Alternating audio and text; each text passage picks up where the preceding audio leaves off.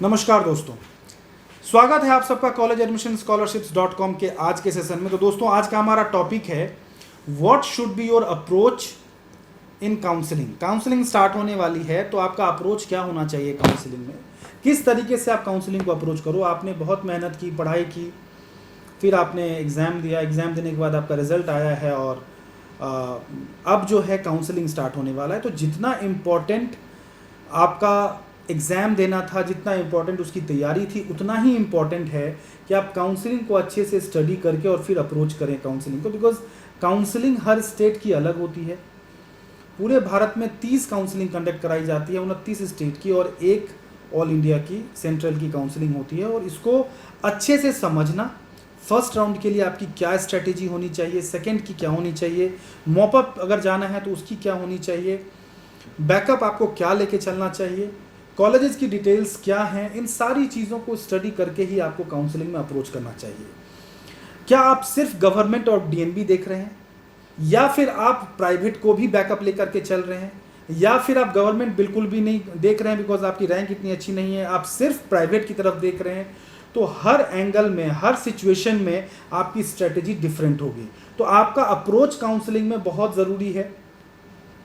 किसी न किसी प्रोफेशनल के साथ जरूर जुड़िए, बिकॉज प्रोफेशनल आखिर प्रोफेशनल ही होते हैं जो काउंसलिंग गाइडेंस देते हैं। और जो भी अच्छे काउंसलर्स हैं, जो अच्छा काम कर रहे हैं, वो आपको बातचीत से ही पता चल जाएगा। जब आप उनसे बातचीत करेंगे तो आपको एक आइडिया लग जाएगा कि पॉजिटिव वाइब है, नेगेटिव वाइब है, कुछ गलत हमें ये सलाह दे रहे हैं या सही सलाह दे रहे हैं। क्योंकि आप लोग भी एक्टिव हैं इंटरनेट पे, टेलीग्राम्स पे बहुत सारी चीज़ें आती हैं। तो आपको जज करना पड़ेगा कि कौन सही राय दे रहा है, कौन नहीं दे रहा है। और जो आपको लगता है कि हाँ, इनके साथ जुड़ के मैं कुछ अच्छा बेनिफिट कर सकता हूँ, उनके साथ जरूर जुड़िए और प्रॉपर एनालिसिस करके काउंसलिंग को अप्रोच करिए। क्योंकि काउंसलिंग अच्छी करने से आपको बेस्ट सीट मिलेगा आपकी रैंक पे। ऐसा नहीं होना चाहिए कि आपने रैंडमली काउंसलिंग अप्रोच किया जिसकी वजह से आपको इतनी अच्छी सीट नहीं मिली। नॉर्मली मैंने ऐसा देखा है कि कैंडिडेट्स जो है पहले रिजल्ट का वेट करते हैं, कुछ एनालिसिस नहीं करते। रिजल्ट आने के बाद में फिर जो है पहले एग्ज़ाम का वेट करते हैं, फिर एग्ज़ाम आने के बाद होने के बाद रिजल्ट का वेट करते हैं। कोई एनालिसिस नहीं होती, ज़ीरो एनालिसिस होती है उनकी। और रिजल्ट आने के बाद में फिर काउंसलिंग स्टार्ट होने का वेट करते हैं, तब तक उनकी एनालिसिस जीरो होती है। और जैसे ही काउंसलिंग स्टार्ट होता है तो पैनिक हो जाते हैं, इधर उधर कॉल करते हैं, दोस्तों से बात करते हैं, अब क्या करना है, कैसे करना है। तो इतना पैनिक नहीं होना है। अप्रोच आपका तभी अच्छा होगा जब आप सारा नॉलेज गैदर करेंगे, हर स्टेट का कट ऑफ चेक करेंगे, लास्ट ईयर का चेक करेंगे, उसके लास्ट ईयर का चेक करेंगे। मैं क्यों कह रहा हूं, आपको पता होना चाहिए कि क्या प्रोग्रेस है, ट्रेंड क्या चल रहा है, 2020 से 2021 में कितना फर्क आया है। तो उससे एक आइडिया आपको लगेगा कि 2021 से 22 में क्या फर्क आ सकता है। प्लस क्या है कि 2020 में क्या सर्कमस्टांसेस थे, 2021 में क्या सर्कमस्टांसेस थे।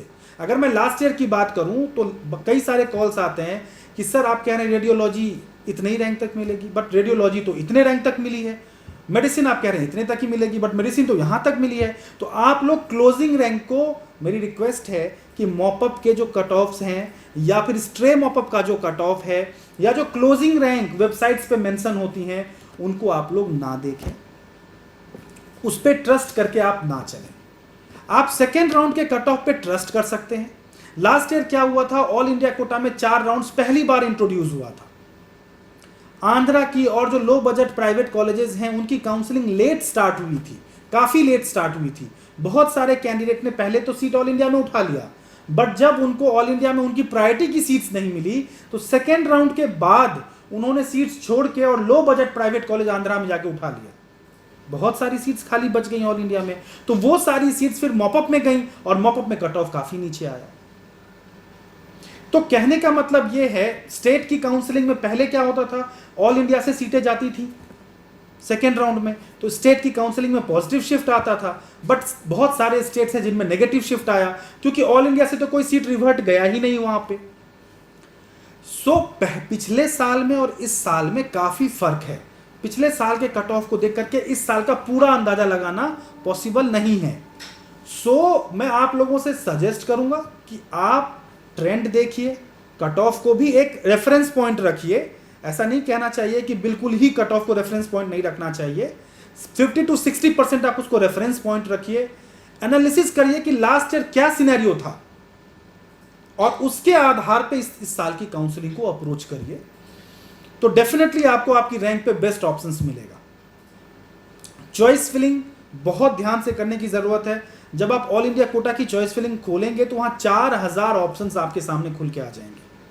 बहुत पैनिक हो जाएंगे आप, बिकॉज बहुत टाइम कंज्यूमिंग काम होता है, एक एक चॉइस को आपको वहां पे सेट करना होता है। अगर आपको सीरीज नहीं पता, 1 घंटे तो आप खोज खोज के करेंगे, अच्छा ये बहुत अच्छा कॉलेज है ये डालता हूँ, ये बहुत अच्छा कॉलेज है ये डालता हूँ, बट 1 घंटे के बाद आप सारी चॉइसेस एक रैंडमली भर देंगे, and that is not done. वो नहीं करना चाहिए, क्योंकि उसमें हो सकता है कि आपकी रैंक पे आपको कोई बेस्ट कॉलेज मिल सकता था जो कि आपको नहीं मिला, और आपसे नीचे रैंक वाले बच्चे को, किसी को, कैंडिडेट को उससे बेटर कॉलेज मिल गया। इसीलिए series of choice filling is very important, और चॉइस फिलिंग हमेशा आपको 3-4 पॉइंट्स को फैक्टर दिमाग में रख के बनाना चाहिए।